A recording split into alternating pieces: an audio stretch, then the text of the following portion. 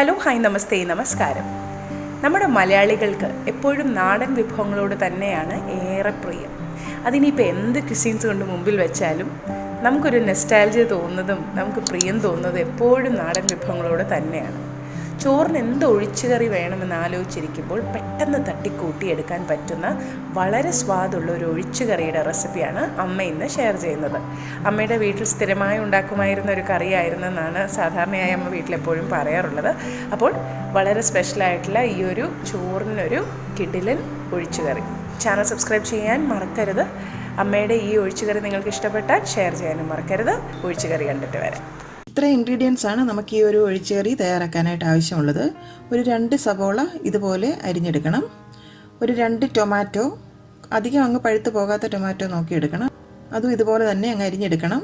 1 cup തേങ്ങ തിരുമിയത്, 1 തണ്ട് കറിവേപ്പില, 3-4 വറ്റൽമുളക്, 1 കപ്പ് കട്ട തൈര്, അത്യാവശ്യം പുളിയുള്ള തൈര് തന്നെ ആയിക്കോട്ടെ, 1 ടീസ്പൂൺ കടുക്, ഒരു 8 പച്ചമുളക് എടുത്തിട്ടുണ്ട്.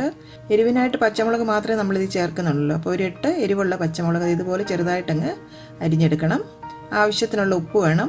1/4 ടീസ്പൂൺ ജീരകം പൊടിച്ചത്, പിന്നെ ആവശ്യത്തിന് വെളിച്ചെണ്ണ ഒരു 2-3 ടേബിൾ സ്പൂൺ. ഇത്ര ഇൻഗ്രീഡിയൻസ് ആണ് നമുക്ക് ആവശ്യമായിട്ടുള്ളത്. പെട്ടെന്ന് തന്നെ നമുക്ക് ഈ കറി തയ്യാറാക്കിയെടുക്കാം.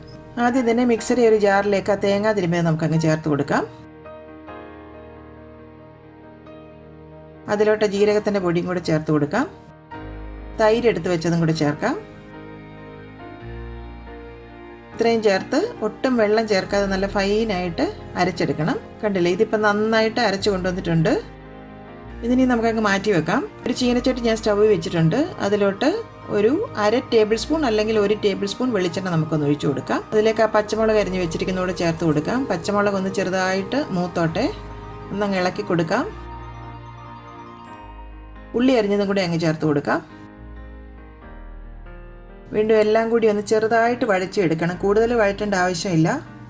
പണ്ട് വീട്ടിലൊക്കെ ഈ ഒരു കറി തയ്യാറാക്കുമ്പോൾ ഒട്ടും വഴറ്റാതെ തന്നെയാണ് ഇത് തയ്യാറായിക്കൊണ്ടിരുന്നത്. പക്ഷെ ഞാൻ എപ്പോഴും ഈ ഉള്ളി ഒന്ന് ചെറുതായിട്ടൊന്ന് വഴറ്റിയിട്ടാണ് ചെയ്യാറുള്ളത്. അപ്പോൾ കുറച്ചും കൂടെ സ്വാദായിട്ട് എനിക്ക് തോന്നുന്നുണ്ട്. ഒന്നങ്ങ് ചെറുതായിട്ട് വാടി വന്നാൽ മതിയാകും. കുറച്ച് ഉപ്പ് നമുക്ക് അതിലേക്ക് ചേർത്ത് കൊടുക്കാം. ഒരു 2 മിനിറ്റ് ഒന്ന് ഇളക്കി കൊടുക്കാം. ഇത്രയും മതിയാകും. ഇനി നമുക്കിതിലേക്ക് ടൊമാറ്റോ അരിഞ്ഞതും കൂടി അങ്ങ് ചേർത്ത് കൊടുക്കാം. ടൊമാറ്റോ വഴറ്റേണ്ട ആവശ്യമില്ല കേട്ടോ. അതിലോട്ട് 1 ഗ്ലാസ് വെള്ളം കൂടെ നമുക്ക് ഒഴിച്ചു കൊടുക്കാം. ഒന്നങ്ങ് മിക്സാക്കി കൊടുക്കാം.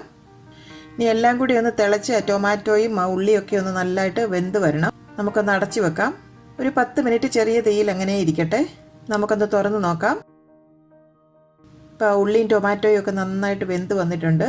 അപ്പം നന്നായിട്ട് ടൊമാറ്റോയുടെ ആ ഒരു പുളി എല്ലാം അതിലേക്ക് നന്നായിട്ട് ഇറങ്ങി വന്നിട്ടുണ്ട്. ഉപ്പൊക്കെ ഒന്ന് ചെക്ക് ചെയ്ത് നോക്കാം. ഇനി നമുക്ക് ഫ്ലെയിം ഒന്ന് ലോയിലേക്ക് ആക്കി വെക്കാം.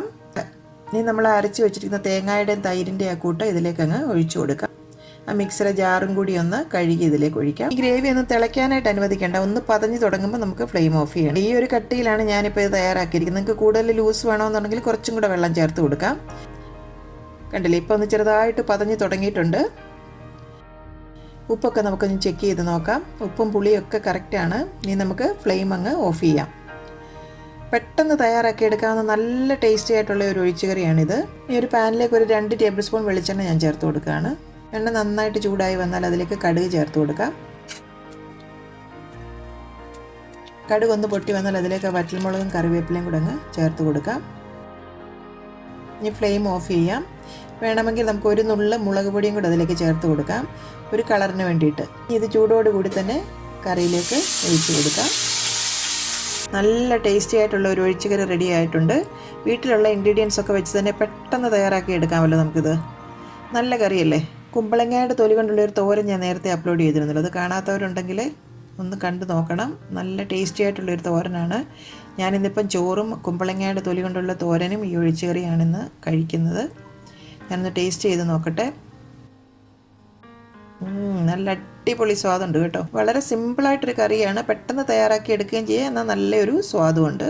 അപ്പോൾ ഈ ഒരു ഒഴിച്ചുകറി അറിയാത്തവരായിട്ടുണ്ടെന്നുണ്ടെങ്കിൽ ഒരു പ്രാവശ്യമെങ്കിലും നിങ്ങളൊന്ന് പരീക്ഷിച്ച് നോക്കി നിങ്ങളുടെ അഭിപ്രായങ്ങളൊക്കെ ഞങ്ങളെ അറിയിക്കണം.